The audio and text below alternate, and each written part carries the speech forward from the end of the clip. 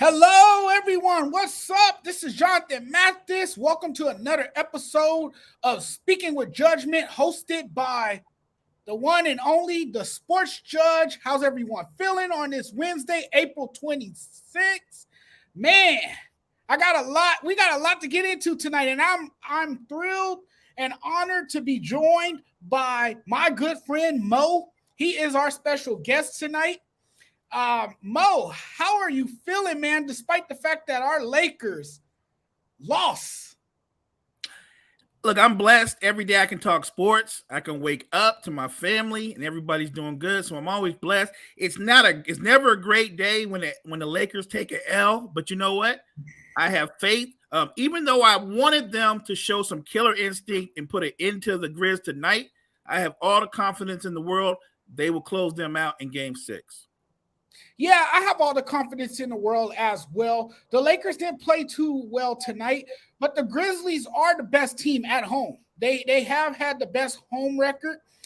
So, you could have saw this coming in a sense, I guess you can say. The Memphis Grizzlies, they went on a third quarter explosion, and that just took the Lakers out of their game. After that, the night was over. After that third quarter, the way they got outplayed, they got out hustled, outscored.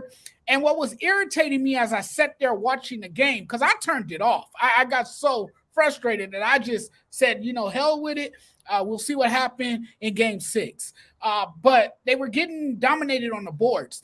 They was giving the Grizzlies too many second chance opportunities. And the Grizzlies just kept clawing at them. The Grizzlies was knocking down 3-point shots. Granted, the Memphis Grizzlies are not a very good 3-point shooting team. But tonight, they were knocking down everything. I felt like all the shots were falling. And they just looked good. They just stepped it up a notch. And Ja Morant, being the facilitator, being the scorer, being just about everything, the Lakers really had no answer for him. Another thing with the Lakers, it looked like they lacked heart tonight. I don't know if you saw the same game that I saw, but to me, it looked like a team that lacked heart and just looked careless. They looked like they didn't even want to be in the building tonight, and this has been a constant pattern with the Lakers, right? Mo, they have a phenomenal game, and then the next game, they just disappear. Then they come back again, and they look like this ever so dominant team, and then they fall in the next game. So, I mean, this is what we have got accustomed to seeing every time the Lakers play.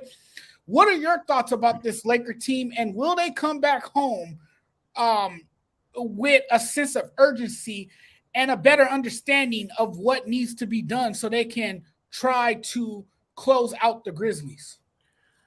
I think you hit it on the head, Jonathan. You're dead on. Every time they play well, they relax. They take their foot off the pedal and they settle. And you see it in the next game back because they're thinking, okay, we don't need to win game 5. We've got game 6 in our pocket. And I just don't agree with that kind of strategy. You don't want to give Memphis confidence. I want to remind everybody at the end of the day, even though the Lakers are up, remember, Memphis is a number 2 seed for a reason. They didn't get there by accident. Even though I think at times they're an immature team and a little erratic, they're a talented team led by a dynamic star. And what you don't want to do is give them confidence. Even if you're going home, the thing about Memphis is they'll either play bad in game 6 or they'll play well, but they won't be intimidated. They're too young to don't know what they don't know. They don't know what they don't know. You know what I mean? Like, they're not going to come in there being fearful. Ja Morant's not going to come in there being fearful. So I need the best version of the Lakers. I need LeBron James. I need Anthony Davis. I need Rui Hachimura. I need all those guys on deck making shots, being aggressive. You're at home. I want to see LeBron and Anthony Davis get to the foul line 10 to 12 times each because that's letting me know you're being aggressive, you're attacking the basket, and you're not settling for jump shots. I thought tonight the Lakers too often settle for jump shots. I thought tonight they let the Grizz beat them to 50-50 balls. Like you said it, I noticed the same thing. Where was the energy? Where was the passion? It was missing, and I thought, okay, LeBron will pick them up, and they'll get started in the second half, and they actually came out worse in the second half. I was just very disappointed in the effort, and there's no reason they should be getting beat on the boards by the Grizzlies because they're actually the bigger team. They should not be getting beat on the boards. This tonight to me was a game about effort and energy. The Grizzlies had both of those. The Lakers had neither. Yeah, and the Lakers have demonstrated throughout the course of these playoffs so far, anyway, that they can score and they can just about compete with anybody in this league. But when you lack heart and you don't show the same type of effort that you showed in previous games, it's hard to win games. And we all know this too, Mo. The closeout game is always the toughest to win. It's always hard to close out a game, whether that's on the road or at home. It doesn't matter where it's at. It's always tough to get that last win on the road. But you're right. We're going to need to see the best version of LeBron. We're going to need to see AD. And I wish AD would be more aggressive and less passive. Use your size. Use your body. You know, be more physical inside. You know, the Lakers have that grit and that tenacity. It's just a matter of showing it. You know, when it matters the most. And I feel like the Lakers sometimes give in. They play down to their opposing team. We've seen that too. They could play down to their competition, and they can't do that. And they want to end this series as soon as they can because they're going to need rest.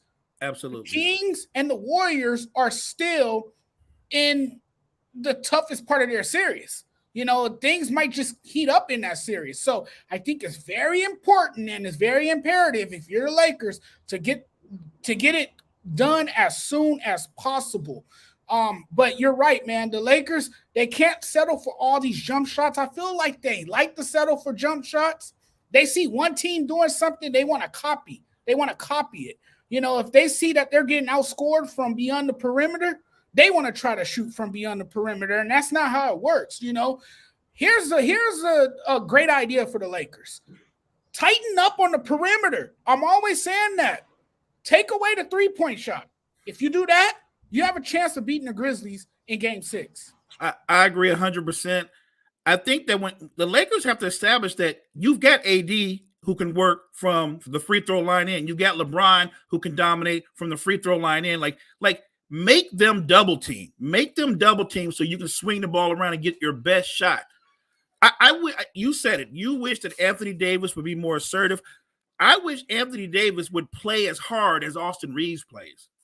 Austin Reeves, he's not as talented, but you can tell when he plays, he's giving you everything that he has. He's always giving you an honest effort. He doesn't cheat you. He might not shoot well one game from the next, but the effort is always there. You need your stars in the playoffs to step up. I always say it as a Laker fan. I go, there's only a couple of teams that have 2 top 10 players, and we're one of them. And those guys need to assert. I get you want to play team ball, but this is the playoffs. The floor shrinks. Teams make adjustments, and sometimes your great players, they have to overcome those adjustments. Sometimes the defense is great. It's just great. Great players, great offensive players, they usually can win over great defense. I trust that LeBron, when needed, can drop a 30-point game on you. Even though he's been a little bit standoffish this series, I think when's needed, and I think it's needed in Game 6, he can drop 30. I think you can get the same thing from Anthony Davis. If they come out aggressive, I think they put them away early. Like you said, they need that rest. Remember, whoever wins, Golden State and Sacramento, both of those teams play fast. They get up and down the court. The Lakers have to be ready for that kind of game, for that kind of speed. I think the Lakers, obviously, whoever they play, they're not going to want to make it a track meet. They're going to want to slow it down and make it about half-court execution because that plays to their strengths. I agree with you 100%. If they come out, like you said, too, if they come out swinging, they could put the Grizzlies away early. It's all about attacking early. It's all about setting the tone early.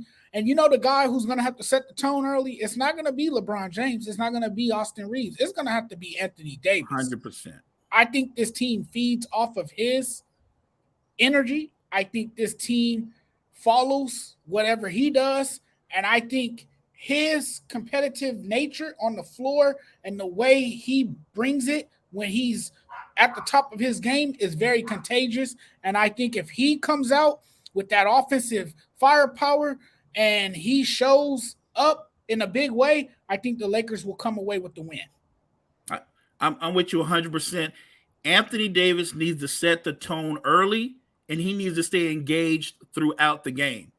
I thought tonight they let the game get away from them strictly because the Grizzlies, like you said, not a good three-point shooting team, but the threes were falling tonight. And I think that gave them confidence in terms of attacking the basket as well. Morant came alive. You had a big game from Desmond Bane. Even their bench, which isn't strong, especially as far as scoring, they were making big shots. I think the Lakers have to come out and let the Grizzlies know early it's a wrap. We're moving on. We're moving on. The Lakers, to me, I know coming in, they were the 7th seed, but to me, I thought they were the better team. I thought they were better than Memphis. It didn't shock me that the Lakers took control because they're the better team. When they're whole, when D'Angelo Russell is making shots, when Hachimura is making shots off of the actions by LeBron and Anthony Davis, then they become a special team. Yeah. I feel like when everyone knows their role and knows their place on the team and everyone else is stepping up, they come together collectively. That's when the Lakers usually win. But we'll see. We'll see what happens in Game 6. They want to take care of business on their home floor if they can in the next game. But now, man, Mo, we're going to move on to the Clippers because I know you had a lot to say about the Los Angeles Clippers, man. And, the way I see it with the Clippers, and I'm putting all this curse nonsense aside because everyone say they're cursed in the playoffs. And, Mo, I know a curse is a great story and all that, but I'm not the person that believe in a curse because we've seen teams that were allegedly cursed win championships or break the curse. So I don't want to use a curse as an excuse, but I will say this about the Los Angeles Clippers. They need to start over. They need to go into a rebuild because obviously Paul George and Kawhi Leonard are not the answer. It is time to get rid of Kawhi Leonard. I mean, how much time do you need to get healthy? How much time do you need to get healthy? You already missed all of last season. You get injured again. You go out. You play well in the first couple games in the series. And that's why the Clippers looked good, right? Because of Kawhi Leonard and what he was bringing to that offense. When he's on the floor and when he's laser focused, we know that he can be one of the top players in this league. We all saw what he did when he was with the Toronto Raptors. He led that team to the NBA Finals and brought that organization an NBA title. Sure. So we know how good of a player he is. The problem with Kawhi Leonard is that he's not reliable because he cannot stay healthy. And we saw it again. If I'm the Clippers, I'm trading Paul George. I'm trading Kawhi Leonard. I'm trading them both. You need two reliable and available stars. And we always say availability is the best ability. And those guys are just never available. They're just never around when the team needs them the most, And I mean, this team was built on sort of, veteran star power. And, the guys just are not healthy enough. And they lost to a younger, gutsy Phoenix Suns team that clearly doesn't even have as much depth when you look at the roster, and they still were able to dispatch the Clippers from the playoffs. The Clippers are going home. The Suns are moving on. Talk to me about the Clippers, man, because I know you got a lot to say about this one. So look, before the series, I picked the Suns to win the series strictly because I knew Paul George wasn't going to be available. So I didn't think Kawhi by himself was going to be able to beat Phoenix's top-heavy starting lineup because they are top-heavy. Their bench, they don't have a bench. And that has not been a problem against the Clippers because the Clippers are shorthanded. It really was depth versus starting five firepower. That's going to be a different thing when we get into talking about who they play next. But look, the thing about Kawhi Leonard and Paul George is this. I don't deny great players, talented players, versatile players. The thing about health, you can't control it. Like, I know a lot of people are frustrated and they're upset. Kawhi Leonard's not, he's not tearing his ACL on purpose. He's not when Jaja Pachulia stepped under him when he was on the Spurs, he didn't do that. I mean, injuries happen. Some guys, as gifted as they are snake bitten. LeBron James has played 20 years. He's had some dings here and there, but he got good for him that he never had a major surgery or he had an ACL tear or something like that. With the Clippers, they knew Kawhi Leonard had chronic issues with his lower body when they went out and pursued him. They knew that, and they still wanted him. And so when people go, well, they're load managing him, 110%. They are, because they know. If you told the Clippers, best you're going to get from Kawhi, 55, 60 games, but he can get you a title, they'll take that. He can't play 70, 75. He can't. Game one, he was terrific. But what no one talks about is you find out now, after the fact, he tore his meniscus in game one. He tore it in game one. Came back and dropped another dime. I mean, he was great in game two with the torn meniscus. But look, I've torn my meniscus before. I don't really know how the guy went out there and played in game two, because you can feel the clicking. You can actually feel the clicking. When you're trying to run or push off, you can feel that. So my thing with Kawhi Leonard is it's just bad luck. We've seen this before. We can go all the way back to, remember when everybody was geeked and excited when T-Mac and Grant Hill were going to be teammates in Orlando. Everybody was like, Grant Hill and T-Mac, and this was going to be this great dynamic duo, and Grant Hill stayed hurt all the time. Throughout his career, he was hurt to the point where at the end of his career, he was just a role player. It happens. I will say this about the rebuild part. I don't know if you can do that, because aren't they getting ready to open a new arena? They're getting ready to open a new arena in 2024. You can't do that without no stars. You can't. You really can't. I would say this: if you're going to make a move, you got to move. You can move one of them, but you can't move both of them. You need a name when you're opening up a new arena. So I think they're going to have to. I would say this: Paul George is probably the healthier of the two. I think we can agree on that overall, because Kawhi's everything with him is with the legs, and once your legs go, that's just going to be a constant thing. You could trade Kawhi. You're not going to get back a star, but you might get back some young pieces, maybe a pick or two that can help you. And I think with Paul George, with Norman Powell, because they do have a lot of wings, they do have talent. They're going to still be a playoff team.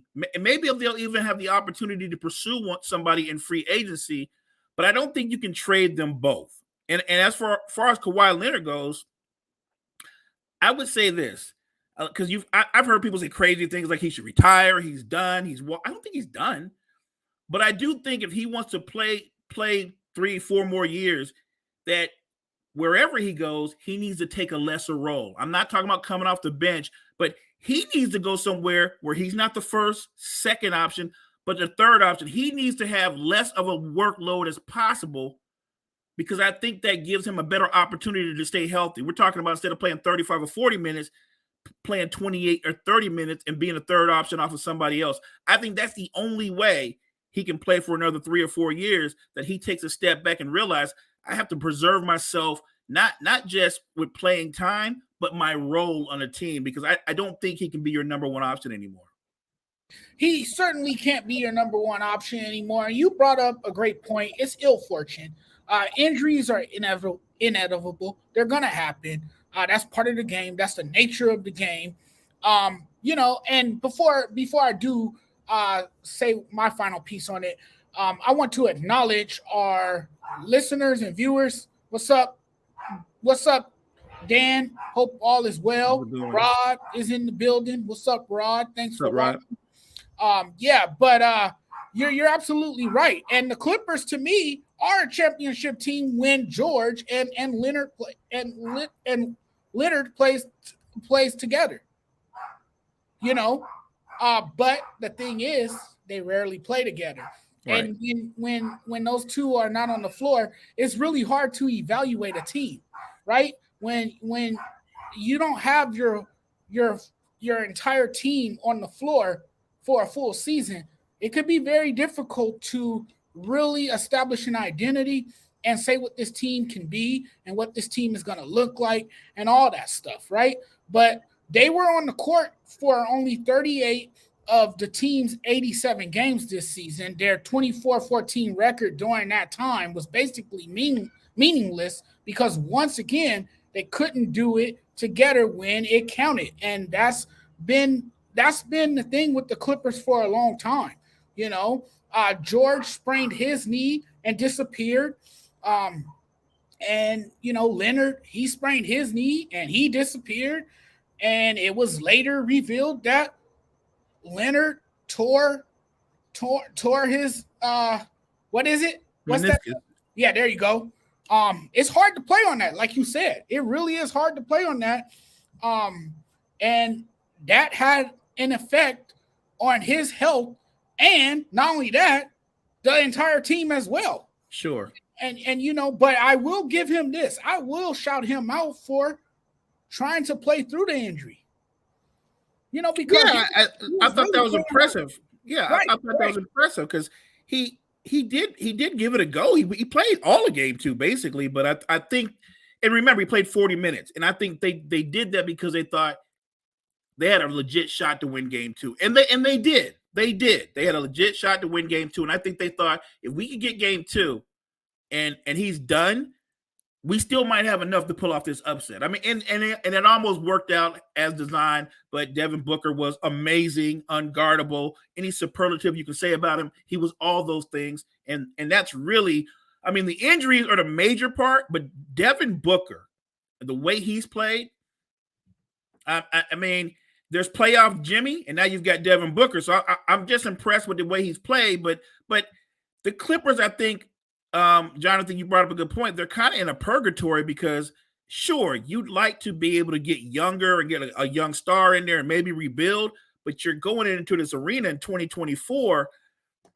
You need names. And I would say this, if you could pull off some kind of trade, maybe it's a 3-team trade, and you could get picks, maybe a pick in the upcoming draft, if you some kind of way, and have a name, somewhere that you can hang your hats on and your season ticket holders can go, I want to go see this guy play. I want to see what he can do with Ty Lue and company. You might be able to pull that off. I just know that in the end, they're probably going to at least keep one of them. I just don't know which one. I would keep Paul George. I think Paul George has been able to stay healthier. And, he has been able to perform a lot better, it seems, in the playoffs as well. So if you want to keep one of those guys, you stay with Paul George. I think Paul George is your guy. You hold on to. That's just me, though. It could go both ways. There's probably people that believe Kawhi Leonard should stick around with the team. But I mean, it also can be said that if Leonard, let's just say, who is arguably the league's best active playoff player when he's healthy, the Clippers would have won that series. So do you keep him over Paul George? Because there's been times that Paul George has been healthy in the postseason and he has choked in big moments. I remember a couple seasons ago in the bubble, he was missing all them shots. He wasn't knocking down anything. I think he was shooting shots off the backboard at one point. Yeah. It was atrocious. So, I mean, if you feel the other guy's more reliable when healthy, then you stick with him. You stick with Kawhi Leonard. You make it happen. But you can also argue that the Clippers should have beaten this new look Suns team because, look, they're still trying to figure things out with their lack of depth and defense. And the Clippers could have taken full advantage had everyone been healthy. And look, and to be fair, right, they weren't healthy. And Booker, Durant, Chris Paul, even Ayton played well. But you got to admit, the Clippers defense, minus George, minus Leonard, they didn't offer a lot of resistance. they didn't offer a lot of resistance. I mean, it wasn't from lack of effort. They just didn't have the guys out there that could guard those guys. If you double Durant and you single cover Booker, you're gonna get eaten alive, and vice versa. Like they just put them into this kind of it was like a problem that you couldn't solve. Even I was watching the TV and I was like, don't double Durant, and they were like, well, Durant's he'll kill you, and I was like, no, because it's not Durant's nature. See, Booker will take 28 shots. Durant won't take. It's not in his DNA to take 28 or 30 shots. I would have doubled Booker and single covered Durant because Durant's nature is to make the right basketball play. He's not a volume scorer. He would have passed the ball. Somebody else would have shot that. And that's the mistake they made. I would have never let Booker play one-on-one. I would have guarded Durant one-on-one and relied on him to be true to his nature, and he would have moved the ball. Excellent point. And that could have, changed the entire dynamic of that series as well. You just brought that up. That's actually a great point. We got commenters chiming in. Dan says, congratulations to the New York Knicks. And you know what? We'll let that be our next topic because the Knicks did finish off the Cavaliers tonight. And you know what? I'm very, very impressed with this New York Knicks team, how far they have come. There was a few years ago, you flash back to a few years ago, and this team was a tragic comedy. I mean, they were laughable. They were laughable. Everyone was talking about how horrible they were. They were getting clowned on and dissed by the media in New York. They were in the back pages of the tabloids in New York, and now all of a sudden this team is a contender. Now, are they a finals contender? No, not yet. But maybe in a few years they will be. But they were able to get Jalen Brunson. Jalen Brunson was a big signing for them in the offseason. It was probably the best offseason signing, to be honest with you. You can make that argument and say it was, because Jalen Brunson has balled. And I always say, I knew he was good, but I didn't know he was this great. You take him away from Dallas, and you see that he is a true guard. He makes sure the offense runs smoothly. He ignites the offense. He initiates that offense. He understands his role on that team. He makes everyone around him better. He could be a facilitator. He can be a scorer. He knows when to score the basketball. He knows when to make that extra pass. He's a great player. And then you look at the fact that they brought in a guy like Josh Hart.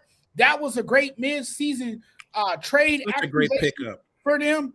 That was a great pickup because he has brought the energy. He has brought a different mentality to that team. And I feel like when he's on the floor, it just changes the whole complexion of that team. They look like a team that can't be stopped because he comes off the bench or he comes in the game and he brings that high level intensity. So this Knicks team is very fun to watch. There's a buzz again in the Madison Square Garden. The place is rocking. It's loud in there. It's deafening. The fans are back on their feet in the Madison Square Garden. I don't think I remember the Madison Square Garden being like that since the late 90s. I think that's the last time that building has been. I agree. That electric. I mean, you could feel the electricity. That atmosphere is oozing. The electricity is oozing. And man, we got to talk about the Knicks. The Knicks are a fun team to watch. They're enjoyable in terms to night value. Just a great team. And Thibodeau, you can't leave him out. You gotta applaud him for his amazing work and his defensive-minded philosophy that has made this team a lot tougher. This team plays great defense because of him. And his guys commit to defense. They buy into his coaching style. And that's what's so great about this Knicks team. I feel like this is the Knicks of the 90s because of that defensive tenacity, that physicality. I think that's a good call. That's a really good call. And you're seeing that with Tom Thibodeau. And you got to thank Tom Thibodeau because he preaches defense. And then the offense could come second. And that's what you see from this New York Knicks team. So we made our picks, and I remember on the Coffee in the Morning show they were saying, who do you have? And I said this could be a 6 or 7 game series, but I'm going to go with the Knicks because I think they're the better team. I know the Cavs were the higher seed, but I chose the Knicks, and I said this, and people kind of like froze, and I was like, I'm taking the Knicks because they're the better team. I'm taking the Knicks because Jalen Brunson, he's not as explosive. He doesn't have the highlight reel, but I said Jalen Brunson is as good a basketball player as Donovan Mitchell is. He's not as explosive. I'm talking about as a basketball player. He can't score like him, but I'm talking about everything you encompass in a basketball player. That also factors in leadership, intangibles, and things of that nature. I said Jalen Brunson was going to be the best player in the series. He was the best player in the series. And while a lot of people, I get it, Julius Randle had a really good season. He's not their best player. Jalen Brunson is their best player. They can win without Julius Randle because often Julius Randle will hurt the team because he spends most of the game dancing outside by the three-point arc, shacking up threes, even when he's not making them. Like, you're 6'9", about 250. You're built like Mr. Universe, and you're shooting step back threes, contested step back threes.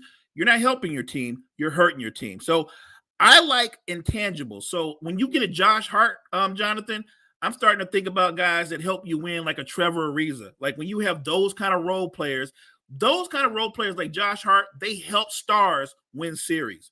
Josh Hart will get every loose ball. He'll make a big three. He'll take a charge. He'll get a stop. He'll have a game where he gets 10 or 11 rebounds, and that's all heart. That's all effort. Those kind of guys are difference makers in series. They won this series, and Quickley didn't play well. Quickley was a candidate for 6 Man of the Year. So if, like in the next series against Miami, they're going to need, assuming Miami beats Milwaukee. Let me pause. It's not settled yet. It'll be settled tonight, but they're going to need the best version of Quickley.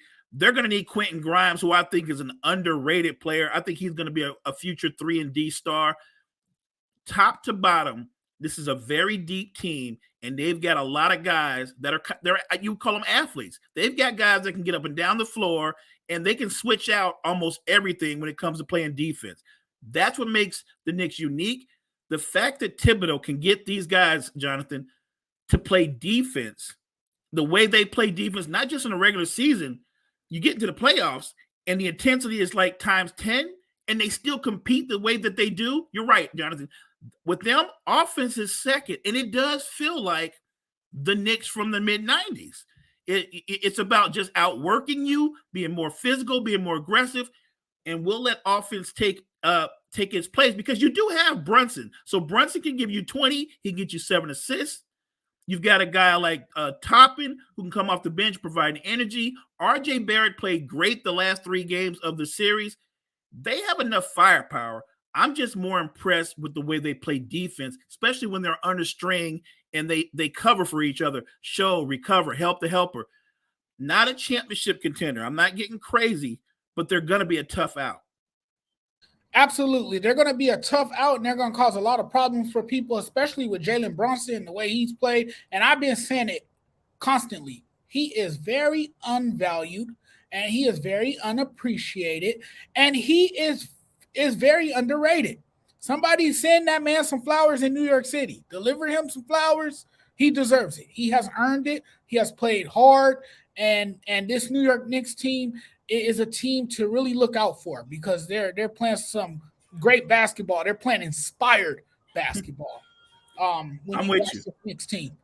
And we got another commenter here, Bobby, who's a follower of mine. Thank you, Bobby, for Bobby. I agree 100%. Playoff Jimmy is a real thing. Yes, and we'll get into that next. We'll get into that because the Miami Heat, to me, is very dangerous in the postseason. And, you know, we talked a little bit about this when we collaborated the last time. Yeah. My friend, we really dove into this and went deep into this, and it was a great conversation. And that's what Jimmy Butler does, right? He's not the best regular season player, No. but every postseason he puts himself in conversation. Now we know he didn't make the All-Star team, which was a big thing, right? That he didn't get selected to be on the All-Star team. Right. And I think that's what it is with him. I think people put too much stock into the regular season and they don't pay him any attention when the lights come on, because that's when he's most effective and that's when he's dangerous. Some players can really, really turn it up a notch in the postseason, but then we bring up conversations as well about players that shrink in big moments like that. Well, Jimmy Butler's the opposite. He turns it up. He steps his game up to the next level. He goes from looking like David Bowie, Sam Bowie. I'm sorry. I like that reference too. Sam Bowie. Yeah. He goes from looking like that to looking like Michael Jordan. Yeah. I mean, that might sound wild and crazy, but you get what I'm saying. He looks like a completely different player. And he understands that the playoffs is a different animal. I think he likes being under pressure. I think he likes the media putting his team on the back burner and not really, putting his team as one of the top teams in the Eastern Conference. Because I feel like every year the Miami Heat are underdogs. They're underdogs. And I think he embraces that role of being the underdog so he can show the world that, hey, we're here too. We belong here. We're going to be here. We're one of the most dangerous teams in the East. And that's what we always see with Jimmy Butler. And, man, he went off the other night. 56 points. I believe that was a franchise record for the Miami Heat. Yeah. He went hunting. Points. He went bananas. He went absolutely insane, particularly in the first quarter. He scored 20 consecutive shots, 20 consecutive baskets. That's Jimmy Buckets right there. And he has definitely taken his moniker to new heights with his dominant performance. Because let me tell you something, man. It was one of the greatest playoff performances of all time by an individual player. That was phenomenal. Agree 100%. Here's the thing about Jimmy Butler. I think he likes when he gets slighted and they go, well, he didn't make the All-Star team. He's made it, I think 6 times, but he's not a 9 or 10 time All-Star. He's never an MVP candidate. Nobody ever goes, or rarely he's ever called a top 10 player. He's probably more times than not, he's probably outside the top 10, at least how they rank players. I always describe him like this. There are more talented players than him. No doubt. There are the guys that put up bigger numbers than him throughout the various regular seasons. Get me into the playoffs, and I'm going to take him over most of them. I like Paul George. He is more talented than Jimmy Butler. I wouldn't take Paul George over Jimmy Butler. Devin Booker is a scoring machine. He's in his prime. But if you really ask me, Jimmy Butler or Devin Booker to win a game, I'm going to go with Jimmy Butler. I'm going to go. Here's the thing about Jimmy Butler too, Jonathan. When he starts lighting your team up, when he starts putting up numbers, he doesn't just energize his team and his teammates. He demoralizes your team. I'm not talking about with trash talking, but he demoralizes them. He gives them a stare down. Like, look, I think, and I think you might disagree, but I think Giannis is the best player in the NBA, even though he has shortcomings. He if he's not 1, he's 2. But Jimmy Butler relishes going up against that guy, the guy you call an MVP, the guy that's being called the best player. He loves that. And don't forget, he's beaten Giannis before in the playoffs. He's beaten him before in the playoffs. In the MVP year, he guarded Giannis, shut him down. And then Giannis tried to guard him, and he ate Giannis up. He was eating Giannis up before he got hurt in game 1. I love Drew Holiday. He's one of my favorite players. He's one of my – I followed him since college. He's one of my favorite players. Drew's too small to guard Jimmy Butler. He can't guard him. He's too small because Jimmy will just back him down and big boy him every time he wants to. Chris Middleton is too slow to guard Jimmy Butler. They don't have a matchup for Jimmy Butler. You're gonna, and I would say this: Budenholzer is kind of a stubborn coach, Jonathan. We play a certain defense. We don't double. They believe in that. I'm sorry. I'm not letting one guy beat me. If Miami beats me, it's because Max Strus, Kyle Lowry, Gabe Vincent, you name it. Those guys put up numbers. Those guys have big games. But I'm not letting Jimmy Butler shoot he's shooting 60% from the field, Jonathan. Like it's almost like he's just shooting practice shots, 60% from the field. And when you watch the games, he doesn't come out firing. He steps back, he watches the flow of the game, and then he just takes over with confidence that would shake the world. Like he looks at Giannis, all NBA defensive player, always an MVP candidate. That guy can't guard me. He looks at Brook Lopez, who finished second defensive player of the year. He can't guard me. He looks at Drew Holiday, too little, can't guard me. Like the Bucks have three guys that are going to be on the all NBA defensive team, along with a guy like Jay Crowder, who's known as a defender, right? And nobody can guard Jimmy Butler.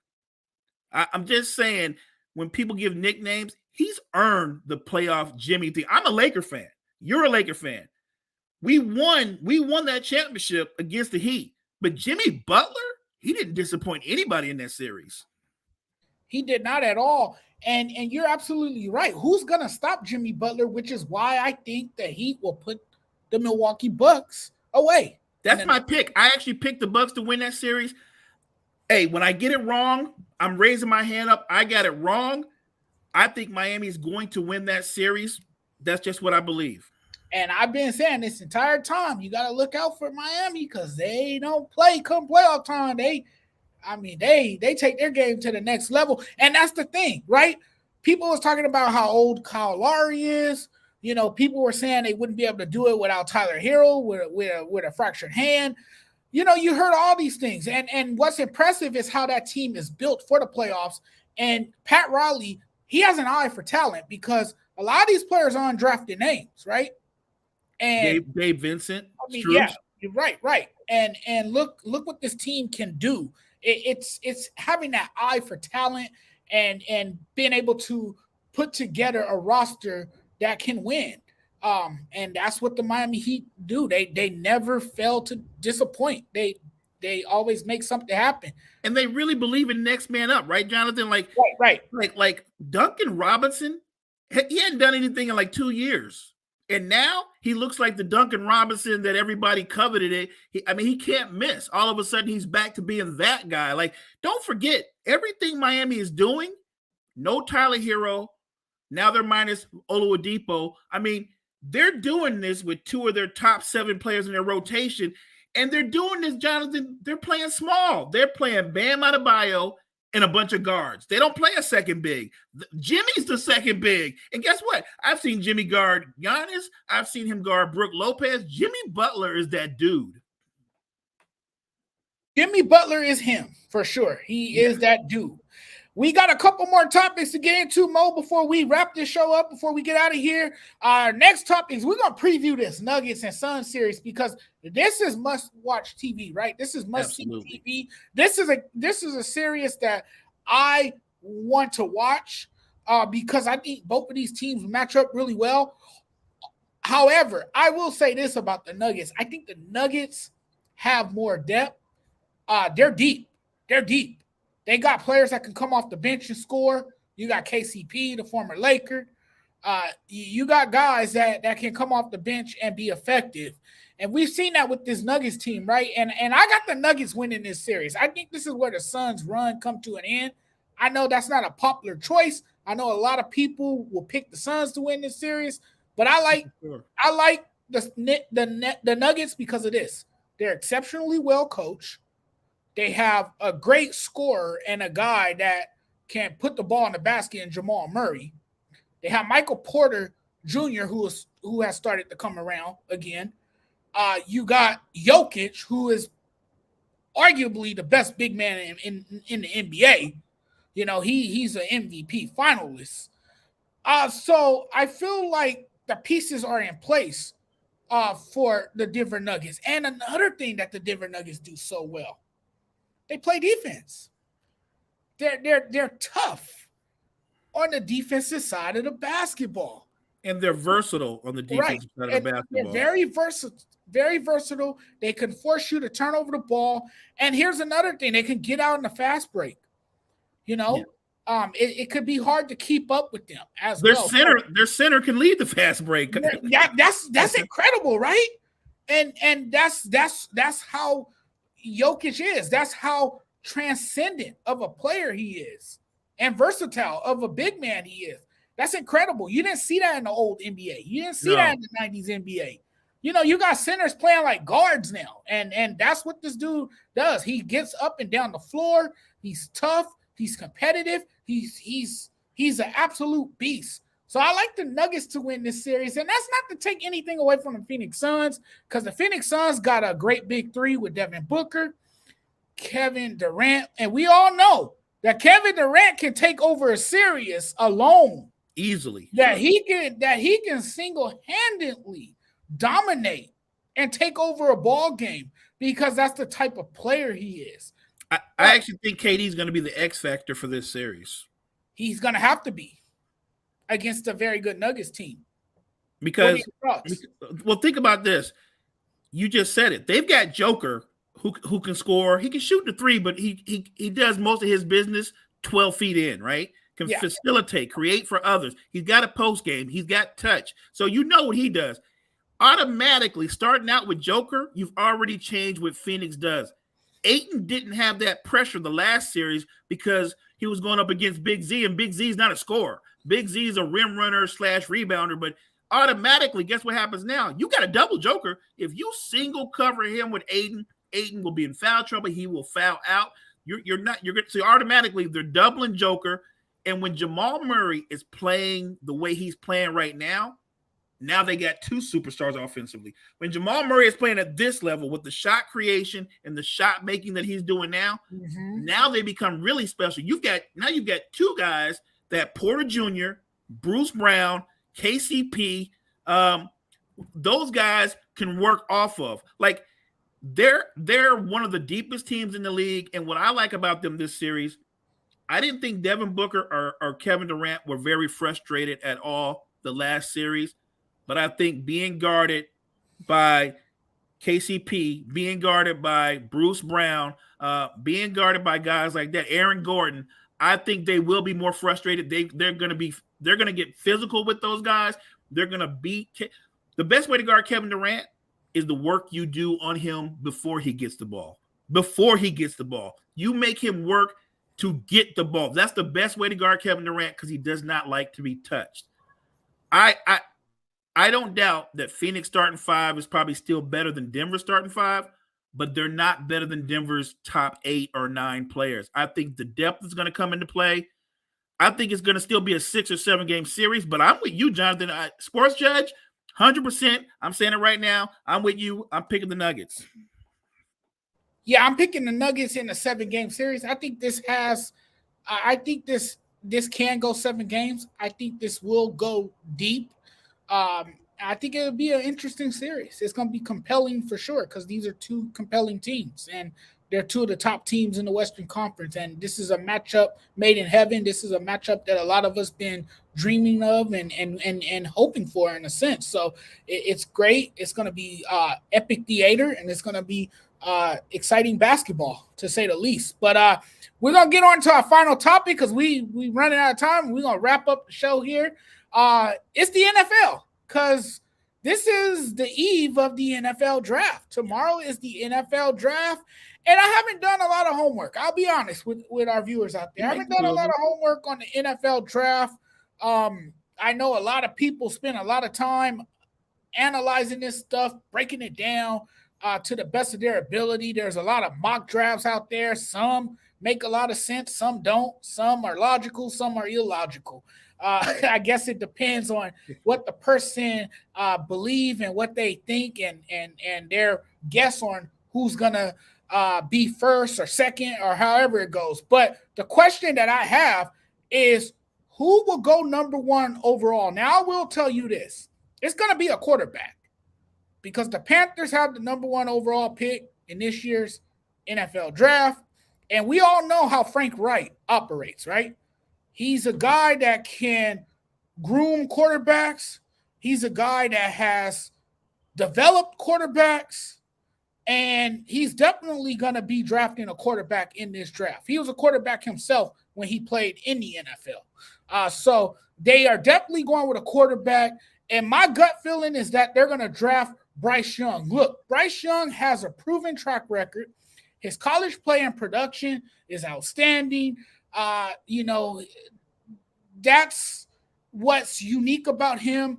But what I like about him is his flashes of maturity, his leadership qualities. And I think with the infrastructure and the way the Carolina Panthers roster look, I think he'll be a dynamic fit for the Carolina Panthers. And I think that's the guy that Frank Reich wants on his team. He's very poised under pressure. He was a great signal caller when he was at Alabama. Now, I understand that the NFL is a totally different ball game. You're playing with grown men now. You're playing against bigger bodies. It's just a different ball game. But I think that he will fit in right away. I think he will have that same mindset going into the NFL, and I think he'll handle it quite well. And I also like that he's an elite thrower. He throws with so much anticipation that he can often offset any issues he might have in getting a clear view of field vision. It's just amazing, his ability to adjust within the pocket and some incredible movements and just the athletic ability. I think he checks all the boxes. So I like him to go number one now. It could go either way. People have CJ. Some people have CJ Stroud going number one because he has a high ceiling himself. And, a lot of people feel that he's just as much NFL ready as Bryce Young. And he might be. For some reason, in my gut, I just think Bryce Young is a little bit more dynamic. I think Bryce Young is mature beyond his age. They're not built the same, but I think that his maturity in the way he approaches things reminds me of Jalen Hurts. He's got that maturity to where it's not going to feel like a rookie when he gets into the huddle. Like, I expect him to have an impact on that franchise immediately. I think that the fact that he's mobile, to go with his throwing arm, the fact that he can actually recognize coverages and get through his reads and his progressions, I think Bryce Young is exactly what Frank Reich was looking for. Exactly what he's looking for. Like he's going to go number one, and he's going to turn that franchise around. Not that Stroud's not going to be a good player, because I actually think that both of those guys are going to have tremendous NFL careers. I'm just saying that Bryce Young is going to be a little bit better, a little bit more dynamic, and have a more instant impact. Yeah, I completely agree with you there. And I think when his name is called, it will be the Carolina Panthers calling him. I think he doesn't sit in the green room that long. I think he gets a phone call that he's going number one overall. And good for Carolina. And good for Carolina. They've needed a franchise quarterback for the longest. Yes, they have. And now they finally are going to get their guy. And it's going to be all good for the Carolina Panthers.